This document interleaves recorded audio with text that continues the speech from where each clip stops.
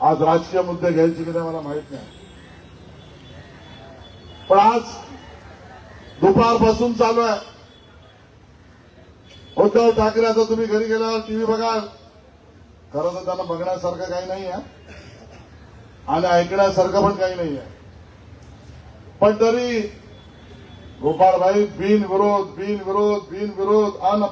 Unopposed 60 नगरसेवक आले, महायुतीचे आले.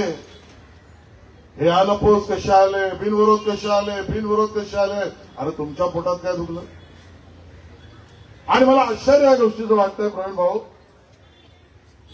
की जे महायुतीचे नगरसेवक बिनविरोध निवडून आले कायदेशीर प्रक्रियेतून, निवडणूक आयोगाने घोषित केलेल्या कार्यक्रमात अर्ज भरल्यानंतर चुनाव चिन्ह देण्याआधी विड्रॉलची वेळ कायद्यानुसार दिल्यानंतर त्या बिनविरोध निवडणुकीला प्रश्नांकित करतायत. कोण करताय माहितीये शोभेजी? उद्धव ठाकरेजी. आणि विडंबना काय बघा, उद्धव ठाकरेजी बिनविरोध निवडून येण्याला विरोध करतात आणि तारीख सांगतोय 14 मे 2020 ला बिनविरोध निवडून येणाऱ्या प्रक्रियेला विरोध करणारे उद्धव ठाकरे स्वतः 14 मे 2020 ला बिनविरोध निवडून आलेले आहे.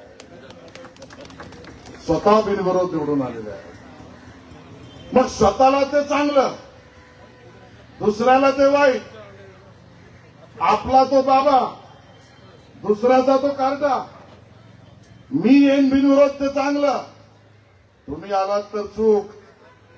अरे किती खोटं बोलाल.